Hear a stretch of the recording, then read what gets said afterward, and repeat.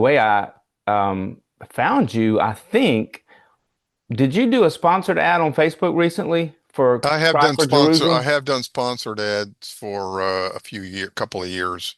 Okay. Right. I'm kind of pausing that for a few months and trying podcast interviews.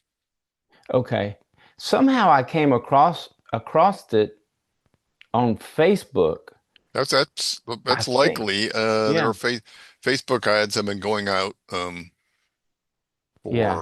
for a couple of years, right? So, Okay. So okay. but it's kind of random who ends up seeing it, right? So, uh, Exactly. Yeah. just by chance, you you happen to see it, right? Yeah, I remember scrolling and I saw Cry for Jerusalem. I thought, well, that's a really interesting title. Let me I took a picture of it on my phone, a screenshot, because I was going to go back and check it later. And so when I went back and checked it and started looking at it, I thought, you and I have had a very similar experience in that you had never heard of AD 70 growing up in church.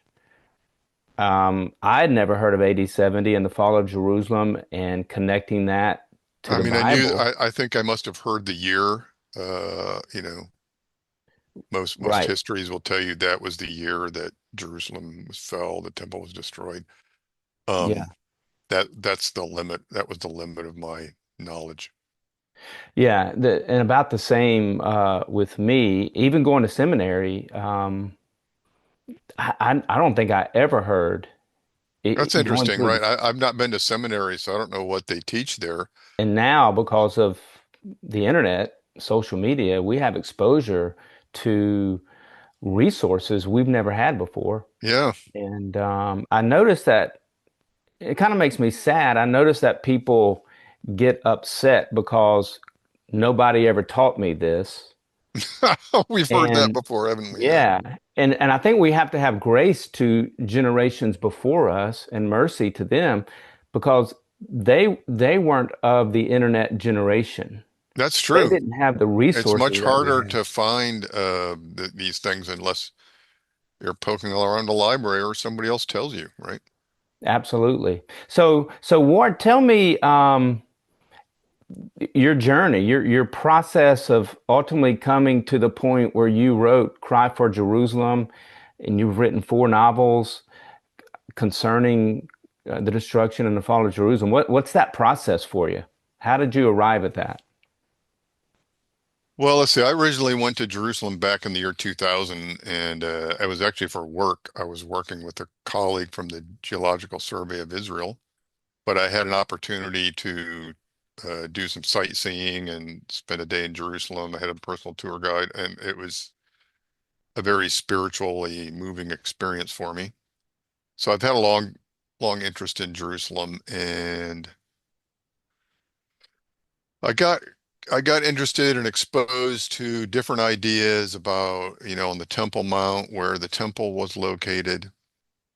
And so I started reading some of these things. Some ideas are novel, but maybe not true, but got very interested. And so there's all these different positions, and I kept hearing people quote Josephus or actually say Josephus might say this, but we don't believe him for one reason or another. So I decided, why don't I try to read them myself and see what it go right to the source and see what I believe or what I don't believe. And so if you go out and buy a copy of what's called the Works of Josephus, it's enormous and it's dense history and two of the biggest of his writings. One is called Antiquities, which pretty much parallels the Old Testament. The other one is called The War of the Jews, and that sort of parallels New Testament times, sort of King Herod, the time of Christ, and all the way through the destruction of Jerusalem and Masada. So, but you open it up and try to read it, and not only is it written like a history book, but the translation is probably from the 1700s and kind of challenging to. I mean, you can understand it when you're reading it, but it's kind of hard to follow the whole flow of it. But then I found a modern English translation of the Jewish Wars by Bob Beasley, and I started looking at that one, I'm like, well, this is much easier to read. This is flows a lot easier in 20th century English. So reading that, I discovered a lot more about this guy Josephus, which everybody sort of quotes, and he's a Jewish historian, but and Jewish turned Roman sort of historian.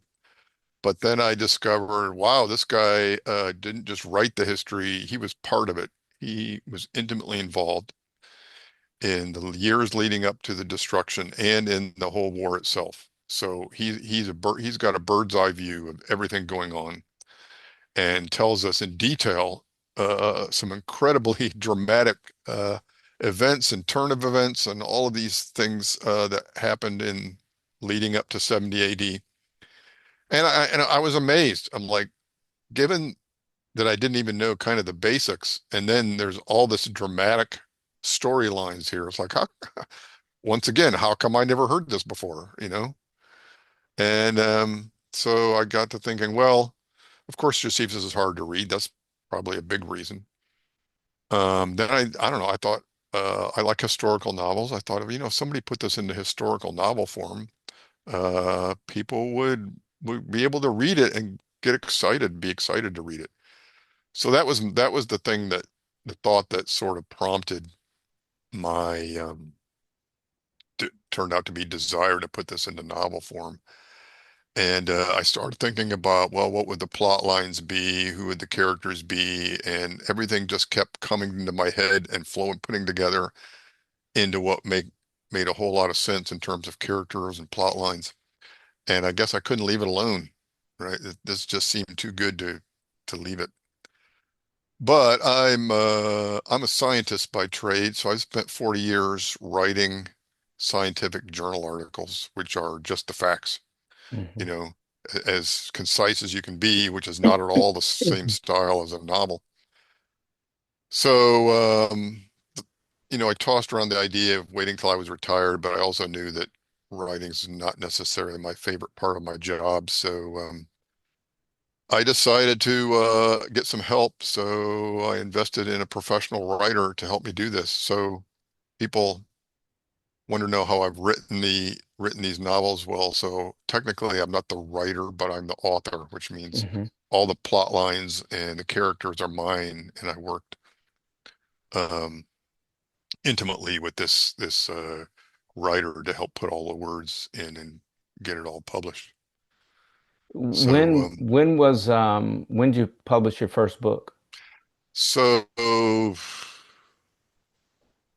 let's see, that would have been 2000. I think it was 2000. So the four were published in 2019, 20, 21, and 23, I believe. So, Okay. so it That's a lot of work. That's a lot of took us work in about a year. 4 years. Yeah, yeah. Well, he worked probably half time doing it, and Yeah. he was a workhorse.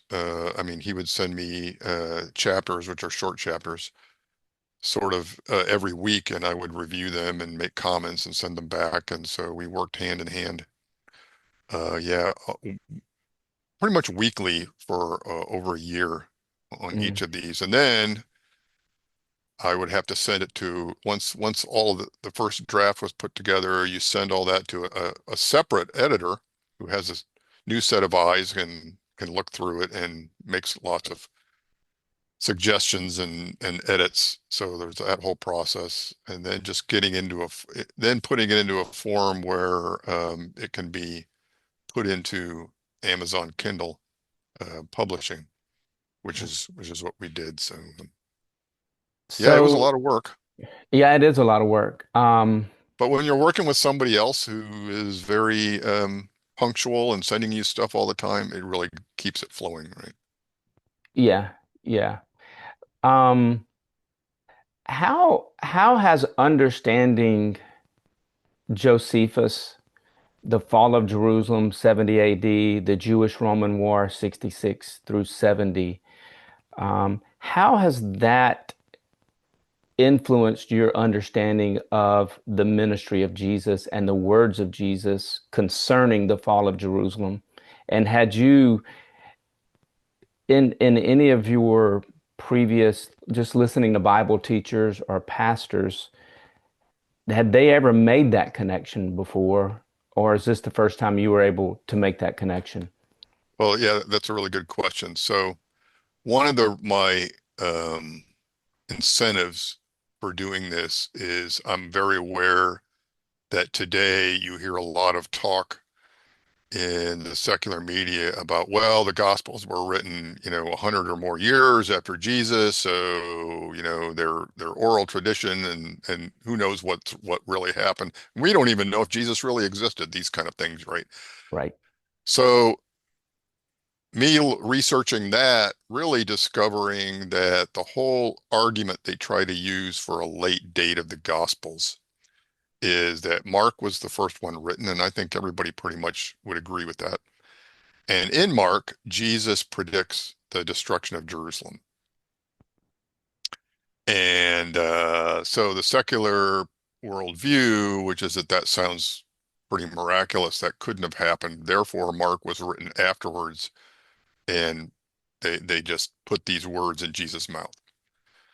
But to me, that doesn't even seem all that miraculous that somebody might predict, can see the handwriting on the wall, see where this is all leading, and within a generation, you know, this this all might take place. I mean, and Jesus doesn't say the year 70, he says within a generation. Well, and that leads us to the Olivet Discourse, right, where this prediction is made. And I've had this discussion with some people before, and I don't know how much other people have read the Olivet Discourse and now and see the way I look at it or interpret it. But it seems to me that the disciples are asking Jesus, because Jesus says, not one stone will be left upon another for all of these temple buildings, and the disciples are kind of shocked. And they ask him, they say, well, when is this going to happen, and when will be the sign of the end times? So in their mind, I mean, the destruction of all this sounds like the end times to them. So they're asking Jesus to explain, right? But they don't realize they're asking two different questions, right?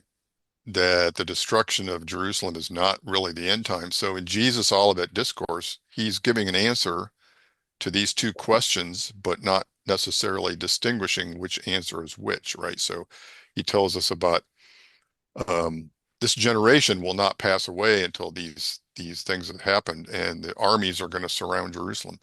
These things are describing 70 AD, right? But he also gives a lot of, and he says, like, you need to flee to the hills, like there's going to be a lot of turmoil in Jerusalem.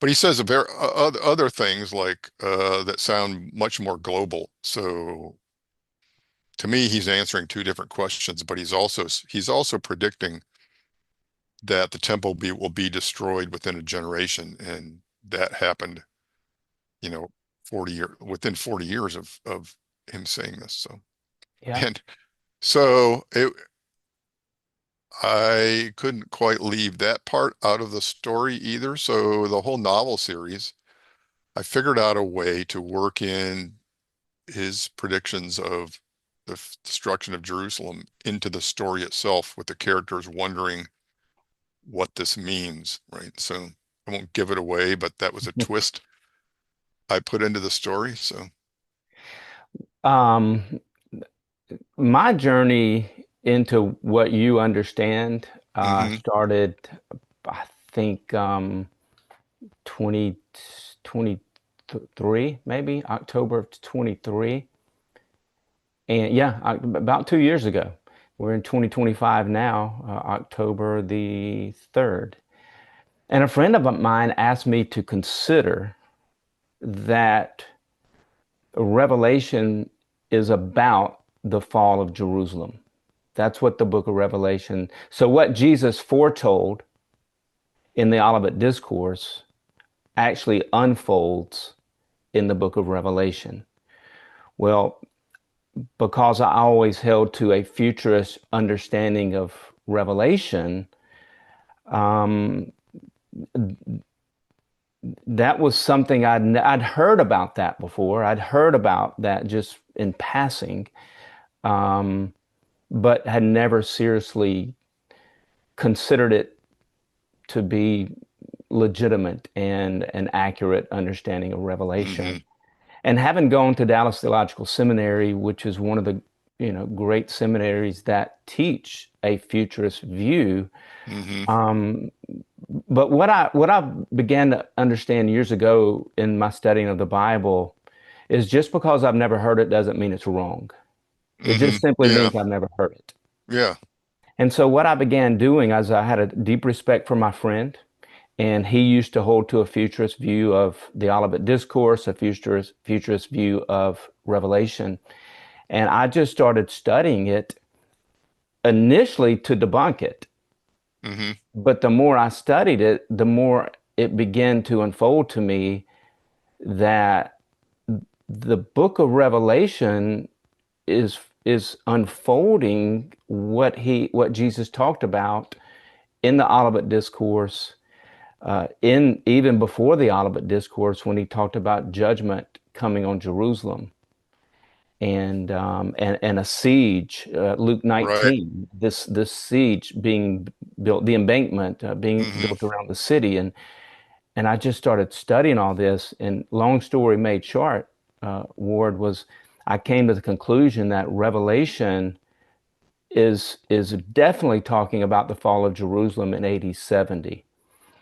And I began to see the connections between the old covenant law of Moses and the new covenant grace of Jesus. And one of the first things I saw was in Luke chapter 6, Revelation chapter 6, when these judgments begin to show up. Well, those judgments in Revelation 6 are directly connected to the judgments of Leviticus 26 and Deuteronomy 32, which is Old Covenant Israel. No, I've never heard. Yeah, I've never heard that. That would be interesting. Yeah. Yeah, yeah. And so what I did, sort of like you, as I began researching and studying it, and I began to write books based upon my research. Hmm. So the first book that I wrote was called, or is called, Nebuchadnezzar's Dream: The Statue, the Stone, and the Kingdom of Grace, Hmm. where I showed that the kingdom of iron mixed with clay that people thinks in the future with a rebuilt Roman Empire and the Catholic Church, that's the kingdom of iron mixed with clay. I show that the kingdom of iron mixed with clay actually was during the time of Jesus, and it's the real Roman Empire during Right. that time. I think that's Yeah, a and the common clay view. Right. and the clay is unfaithful, Christ rejecting Israel during that Hmm. time. And so then I wrote 490 Years Determined, which is a book about Daniel chapter 9. That's Hmm. the 70 weeks, the 490 years. And then I moved from that into Revelation Volume 1, which is Judgment on First Century Israel, Revelation Volume 2, which is War on the Saints. So I think Cry, Cry for Jerusalem, which is your four novels, Hmm. and these books that I've written, what really drew me to what you had written is I see that they go together. Right. That you're actually writing from you're taking real historical fact and you're putting them into novel form, which Hmm. I think is exactly what people need. There's going to be a lot of people loving that. I highly recommend people to go learn Well, I all mean, you all you can got to do about it. is look at the Left Behind series, right? And people identify with stories, right? Not with just a set of facts. I mean, Jesus came and he communicated truth in stories. I mean, that's just how we're wired, right? So, Absolutely. So yeah, so I would say what you've written with Cry for Jerusalem is is like Left Behind, but it's not in the future. What yeah, you're no, it writing is. about is already Yeah. taken place. Well, so one of the really things that surprised me when I started reading Josephus's Jewish Wars, that one of the things that happens to him is he is assigned to defend Galilee when Vespasian and his four legions show up to start attacking Judea, and they realize he might start in the north. So Josephus is put in charge of defending Galilee, right? And he ends up at this this little fortress city, which I call Yotapta, because it's easier, I think, for people to pronounce, but it's related to the Greek and Hebrew names there. I visited this place in 2019 when we went to Israel. You can go there. It's a little national park. It's a hill that's covered in grass now, but all there are a few walls left there, but it's been 2,000 years, but there are caves there underground, and they realize this is the site where Josephus was captured, actually. So after being put under siege, he was captured there by the Romans. And normally, like a leader like this would have been put to death, but Josephus comes before the Emperor Vespasian and describes to him this vision he saw of a leader, a Roman leader who was going to be ruler of the world. And he actually linked that vision, his vision, to a messiah, to what a prophecy in the Old Testament that we would consider to be messianic, and that's the one that says a leader will come out of Israel. I'm not trying to remember now. This is probably Daniel, that will rule the whole world. And we're like, well, obviously this is Jesus. He's come out and he's now, King of Kings. But so Josephus takes that prophecy and he links it to Vespasian. So he's brought before Vespasian, and he describes this dream and says, "You're going to be the ruler of the world, just as our prophets have foretold." And Vespasian kind of takes this seriously, and so he doesn't put him to death. He keeps him as in captivity. Also because Josephus is highly educated. He speaks fluent Latin and Greek and knows a lot of things. And Vespasian sees him as an asset, when they go to attack Jerusalem. So that bit of prophecy and it, his Josephus's writings also make me aware of they were the Pharisees, and everybody there was kind of aware of these prophetic uh, prophecies in Daniel, and one of them around that description of the Messiah talks about the prince will come with his armies, to attack the country. So, Yeah, what you're describing brings back a lot of memories to me because when I started my journey in 2023, one of the first things I had to do was really dive pretty deeply into Josephus and into the Jewish-Roman War. And mhm, I just began Googling, well, YouTubing actually, a lot of documentaries, right. animations, Yep, different those people are out teaching. there. Yeah. Yeah. And so it was just a historical education for me. And what I did is on my website, I've put every one of those that I went through, all of those documentaries, all the animations, different teachings, and I added yours, Cry for Jerusalem. It's actually at the Mm, very top. So mm, if anybody goes to my page, I think it's what is 70 AD all about, or what is AD 70 all about. right. But it's a blog that I've written on gracereach.org. So if somebody goes to gracereach.org and go to the blogs, you can even, I have a title page under the blogs. Go to what is 70 AD all about, or 8070. And I write just very briefly about that, but then yours, when you get through reading, yours is right there, Cry for Jerusalem, and it's a link right to your novels. And then there's all the other documentaries, because I think one of the great needs within Christianity today is understanding the fall of Jerusalem. Because I really believe unless somebody understands the fall of Jerusalem, they cannot understand Matthew, Mark, Luke, and John, and even the book of Revelation, and Peter, and a lot of what Paul wrote. The that's all historical background that is uh, looking to the fall of Jerusalem. And so, man, I'm Yeah, just so glad to find your they all keep book. writing this is going to happen soon, right? In Revelation, how many times does he say this is about to happen Absolutely. very very soon? And Yes. we've kind of most of the things I've written about, when they treat it as a futuristic thing, they kind of dismiss it. Right.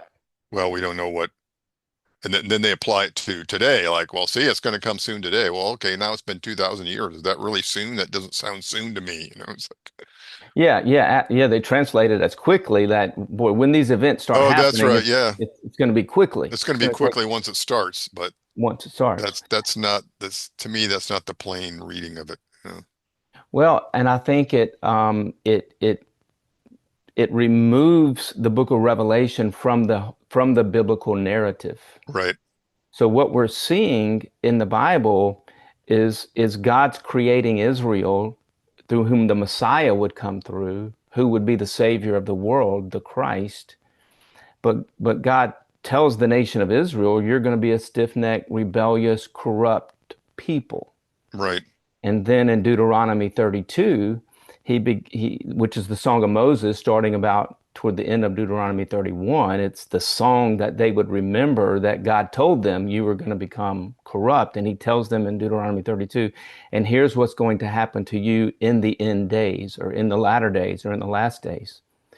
So I always interpreted when Jesus was talking about the end of the age, and a lot of the translations have end of the world, but of course that's not the correct translation because the accurate translation is end of the age. Hmm. So Deuteronomy 32 is talking about the latter days of Israel.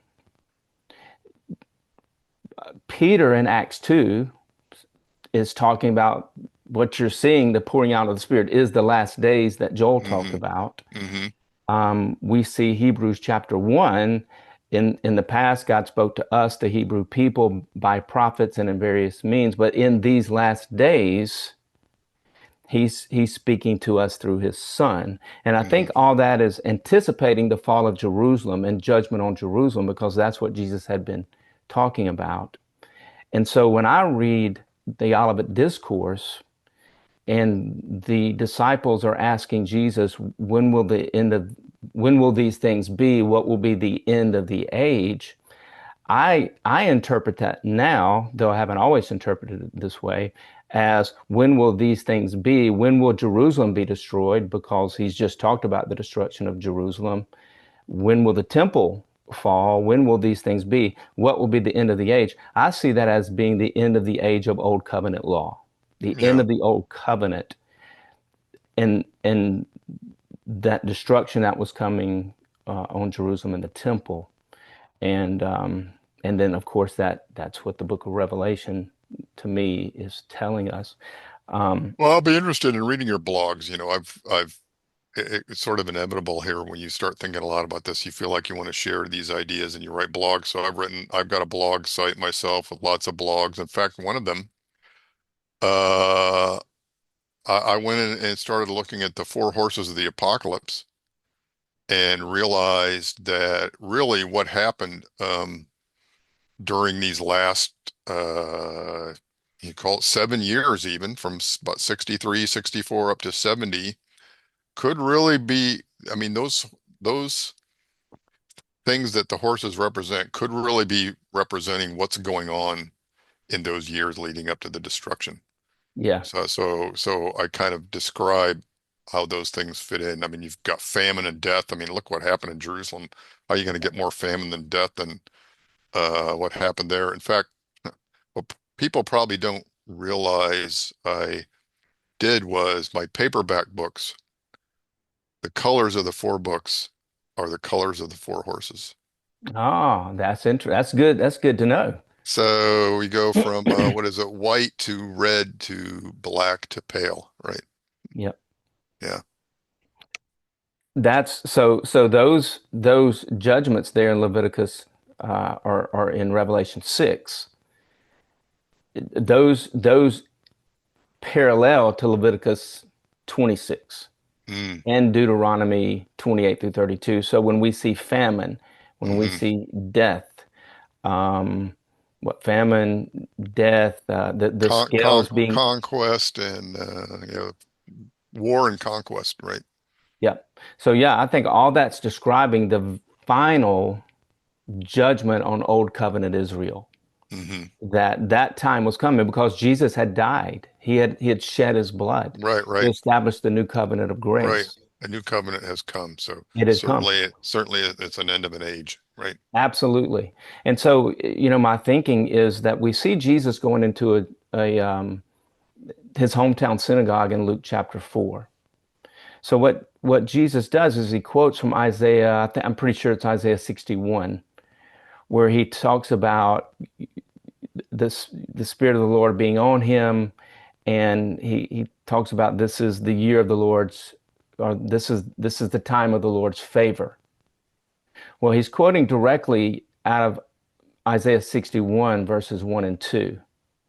But he doesn't quote the second half of Isaiah 61 verse 2, which is the days of God's vengeance. Mm, He only quotes the time of God's favor. And so what I believe, now he does eventually quote the day of God's vengeance in in Luke chapter 21. So if you're reading out of the New King James Version, he says these are the days of vengeance that's coming on Jerusalem, that's coming on Israel, that's coming on the land. So different translations can make it seem like it's a globalized judgment. But when we look underneath these English words and we see the actual Greek words and how they're used throughout the rest of Matthew, Mark, Luke, and John, we see that it's a localized judgment on the land of Israel, hmm which is directly related again in Leviticus 26, Deuteronomy 28 through 32. And so the days of vengeance are in Deuteronomy 32. The days of vengeance are in Isaiah 61, 1 through 2. Jesus talks about the days of vengeance in Luke 21, and then the book of Revelation talks about vengeance. In the book of Revelation, when it talks about vengeance in around Revelation 15 through 19, it's vengeance on those who killed the apostles and the prophets and the saints, hmm which is exactly what Deuteronomy 32 talked about. And it's exactly what Jesus said in Matthew 23, that the first century Jerusalem was going to kill the saints. And Jesus talked a lot about that. They're gonna flog you in the synagogues. Right. But They're I going mean, to on beat the you. other hand, it was the Romans that killed a lot of the apostles, right? Yeah, you make a good point there. Um, Because so I also write a blog about um, carefully looking at the beast of Revelation seems to me to tie into the Roman emperors. yes, absolutely, and it does. So what you have is Jesus talks a lot about the persecution. Um, for example, in John chapter or the tribulation time, the period of persecution in John 15, when he talks about if you abide in me and my words abide in you, then you will bear much fruit. And most people don't understand the context of 15 and 16. They see it as something God's saying to them today. But in reality, he's talking to his apostles, his disciples, that if you abide in me, you're gonna bear much fruit, because the ones who hated me are also going to hate you. Right. And he says that, and this is what was talked about in in their law, and he quotes out of, I think it's out of Psalm 69, that they would hate me without reason. Then you move into 16:1, and he's talking about they would be persecuted in Yeah, the and brought up synagogue. before their leaders to, yeah, right. Yep. Exactly. So if you study the persecution and the killing that would take place by first century Israel, unbelieving Israel, on first century believing Israel, that's one of the main narratives of the Bible. And so that persecution started, of course, with Jesus, but the first saint that was killed, the first believer, was Stephen in Right. AD 34.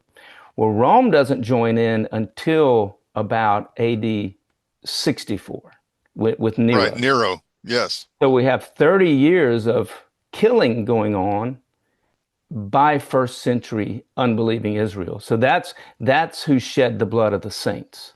That's who killed the prophets, which is what Jesus talked about. So when you fast forward to Revelation, it talks about killing the prophets in Mystery Babylon, the great city. Well, that great city is Jerusalem, because the great city is defined in Revelation chapter 11, verse 8, as the city where Christ was crucified, where our Lord was crucified. So, what I think is the two witnesses were prophets in Jerusalem who were prophesying, just like Jeremiah was in Jerusalem, just like the prophets of the old were in Jerusalem, prophesying against first century Israel, Well, yeah, telling well, them of that fall of Jerusalem. I wrote a blog about this, Wow. about the two witnesses. Yeah. And I said, were there two witnesses at that time? And yes, there were. One of them was, and both, one of them was Josephus himself, because during 70 AD, he got up on the walls and were giving telling them, warning them that you're about to be destroyed. You better change your mind. And the other one was this really interesting character named you may be aware of him, named he was also named Yeshua. But for several years, he just wandered around Jerusalem crying out, "Woe, woe to Jerusalem! The end is near." And things very similar to this. Never said anything else. That's all he did for years. At one point, the Roman governor got tired of him and tried putting him in prison and flogging him, and nothing ever changed. They just decided he was crazy and put him back out there, wandering around the city, warning everybody. He's the prophet of doom, right? Warning around the city. He eventually gets killed in the last siege battle. Mm. But in terms of those witnesses, like dying and then coming back to life, sort of symbolically, he's put into prison. Everybody thinks he's gone, and then suddenly he appears again. Josephus himself, when he was captured in the up in Galilee, people thought he had died because they just heard that the city had fallen.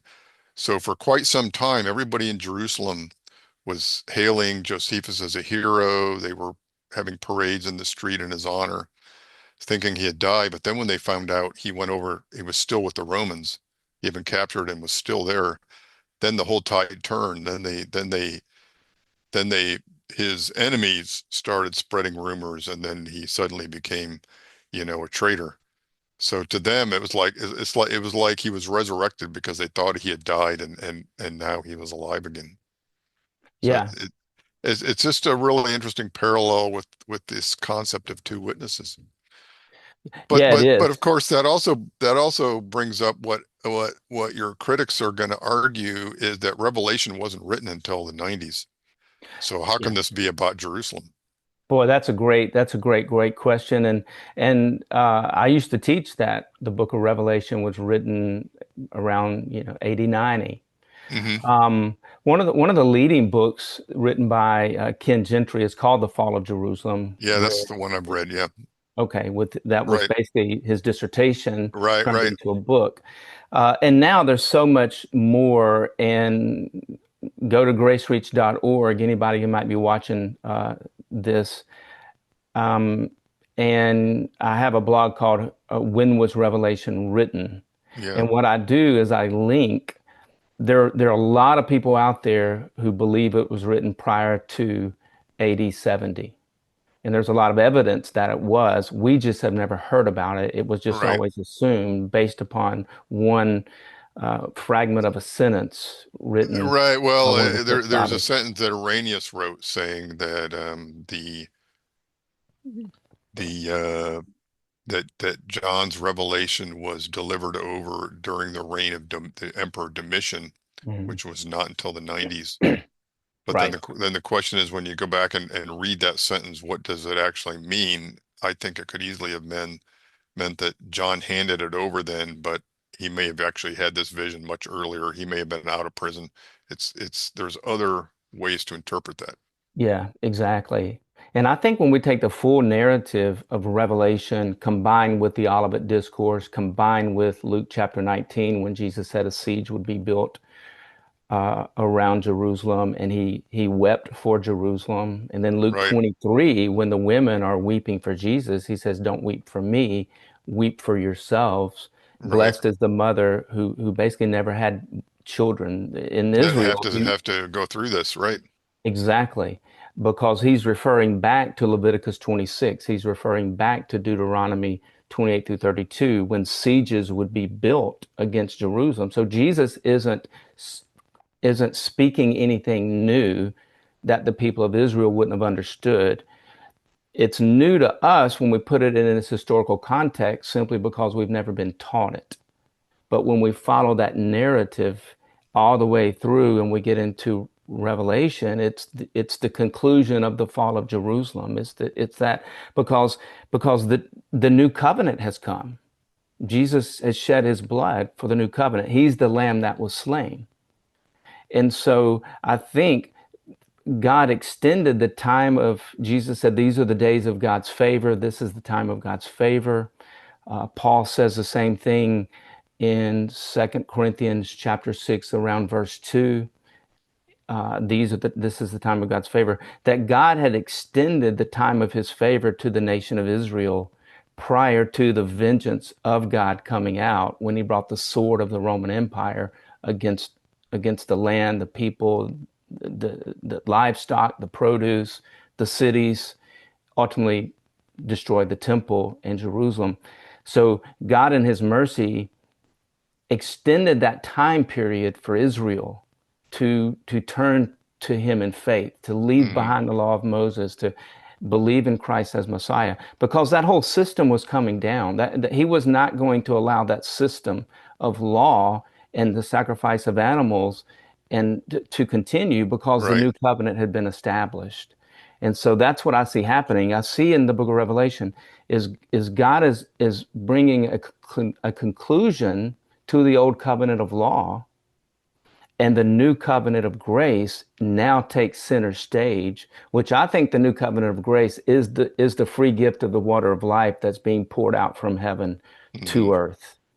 And then those who are outside the New Jerusalem, to me, that's the family of grace. That's the body of Christ that exists today.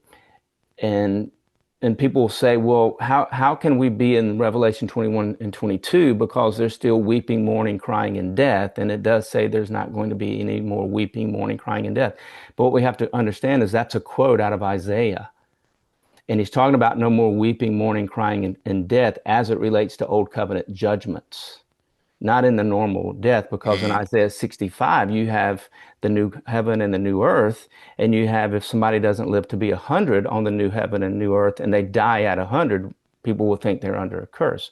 So we have death on the new heaven and new earth in Isaiah 65. So the death, crying, mourning, and pain in Revelation 21 is as a result of old covenant judgment. So when you search those words back into the Hebrew Bible, those are all familiar, all connected to judgments. For example, Jeremiah in Lamentation, he's mourning, he's crying, he's weeping because of the death of people in Jerusalem, because of the destruction of the temple and the destruction of Jerusalem by Nebuchadnezzar and the Babylonian armies, and people being taken captive. Hmm. So that's how I now I've and you could tell I've gone a long way from my dispensational futurist days. For over 40 years I held to that. Uh-huh. I taught as a pastor, I taught on that.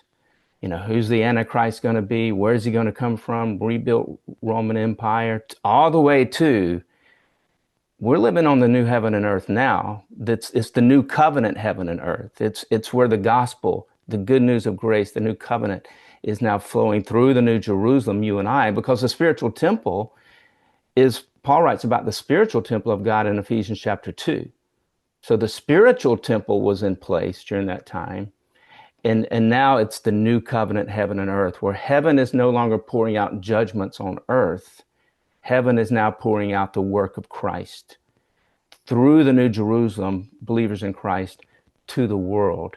Those who are outside the New Jerusalem can drink of the free gift of the water of life and then come into the New Jerusalem, which is to me the family of grace. And man, I see your book, Cry for Jerusalem, Ward, and the books that I've written really wedding together to help believers understand the historical framework of first century Israel and Jerusalem. Hmm. And um, Yeah, I've done a lot of talking, but anything in your mind or anything else you want to share before we wrap up Well, our I've conversation? sort of described myself as a partial preterist, Yep. because I've read enough now that it seems like a lot of what's being said in Revelation, the Olivet Discourse, applies to Jerusalem in 70 AD.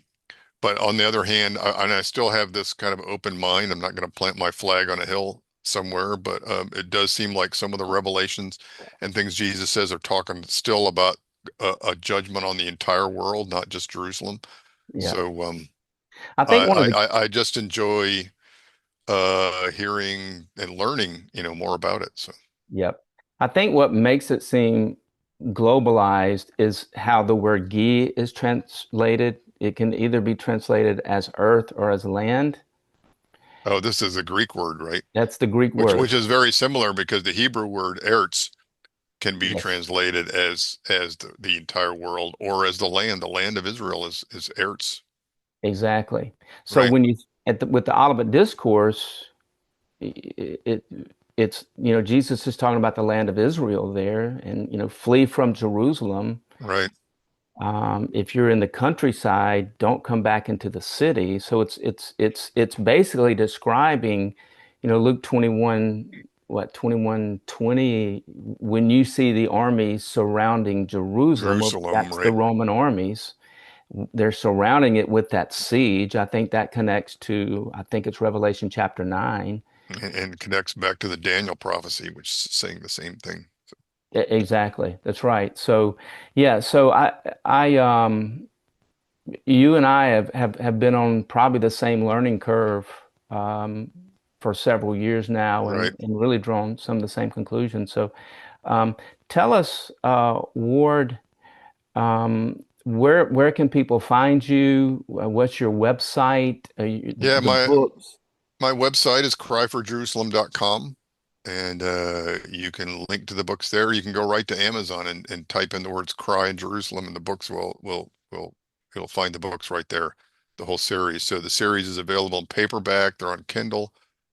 I hired a British voice actor. He narrates the whole thing into audible version, so you can listen to the whole thing if you like. And like we were saying, you've written blogs. I've written dozens of blogs about things I learned about the time period. I've written some. I've also in the research, I've found a couple of really interesting apologetic issues that I think people need to hear about because I've heard people say critics say these for years and never quite gotten what to me was a satisfactory explanation. One of these is why are there two genealogies of Jesus?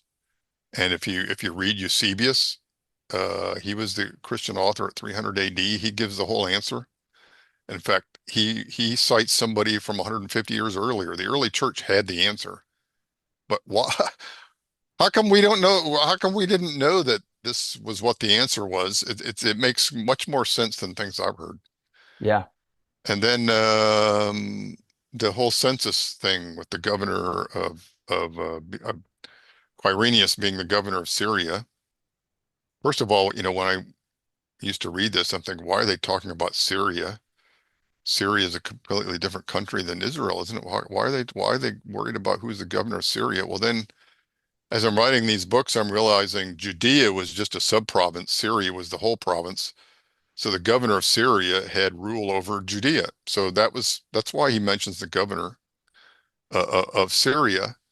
And so, yeah, like you say, now that we have the internet, one of the authors I discovered was this guy named Thomas Lewin, and he was a barrister in England in the 1800s, but he was also a Christian writer, and he was very interested in Jerusalem. Wrote a whole book about 70 AD and the destruction of everything, but he was doing this right at the time when the British were going back into Jerusalem and starting to do explorations. Like Charles Warren was at that time, did all of these digs around the temple to really lay out what it looked like. So Thomas Lewin took the information that Charles Warren had provided, and with his research capabilities as a barrister and his logic, he managed to look at all of the references in Josephus, for example, and say this is how Josephus describes the Temple Mount at the time, and here's where the temple was. And you read what he's saying, and it just makes a whole lot of sense. And it's not really been considered today. But where was I going? Where was I going? I ended up down a rabbit hole. Hey, real quick, I did want to ask you, um, have you talked with anybody who can turn your these novels into a movie, into streaming on Yes, Netflix or something? we're actually working on that. So I have a producer with a company in Hollywood. I've been working with these guys for 2 or 3 years now. We have a pilot screenplay written. He's been pitching these to different directors. We have two directors in Israel who are willing to take this up.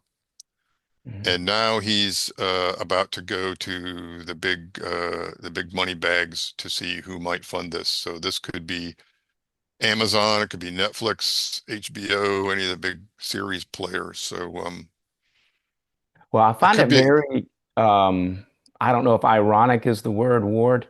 Interesting may be the word, that probably one of the greatest, most significant wars in human history, which is the Jewish-Roman War. I don't know of any movies that's ever no, been there done was a about it. movie made back in the 70s or 80s about the fall of Masada. Yep. But you're right, this is like a turning point in history, and the characters, I mean, Josephus is one of the most controversial characters, potential traitors, known. And the fact that this has never been told in movie or series form, Yep. I mean, that's one of our pitch points, right? This is Yep. incredibly important time in Which human makes me history. wonder, is Incredible it amount on of drama. purpose? Has it been on purpose? Is Well, there a I reason wondered, behind that? why has no one ever put this in novel form before?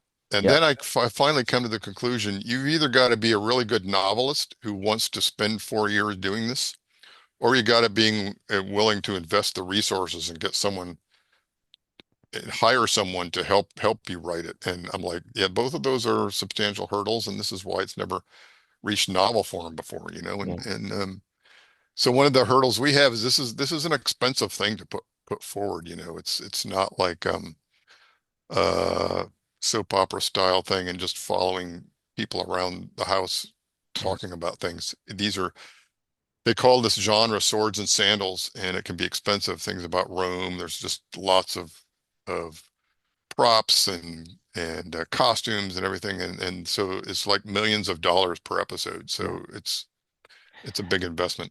Something that just came to my mind. The Chosen is a huge sensation. It's a huge Right, success.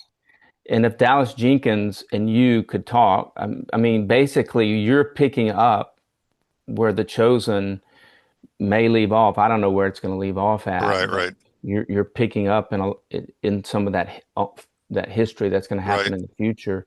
And meant to see you guys team up somehow, because this message needs to get out to the Christian world, because it is vital. If we're going to understand our Bibles and we don't understand the fall of Jerusalem that Jesus talked about, and he told his disciples and the apostles who told the people that persecution's coming, we can't understand Matthew, Mark, Luke, and John as well. We can't understand the book of Revelation.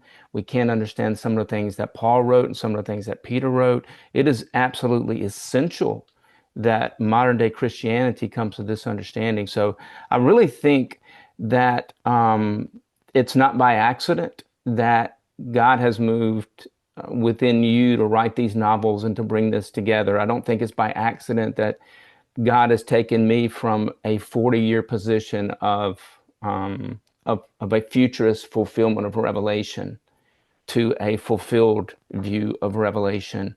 Hmm. And whether people agree with it or not, I think they at least need to be given the opportunity to read about it, to see it on the big screen, to read about it in a novel, to read about it in my books as well, at least to be presented with the information. Right, And then wherever people fall, at the end of the day, we're brothers and sisters in Christ. right. And I guess what bothers me so much, Ward, is to see people who may be um, uh, partial preterists, like you mentioned, or full Hmm. preterist, or people who are futurist, amillennialist, you name it. There's so many views of eschatology who end up bickering with one another and demeaning one another and slandering each other and calling each other heretics. Yeah. That really bothers me. Like I said, Um, sad. I just keep an open mind.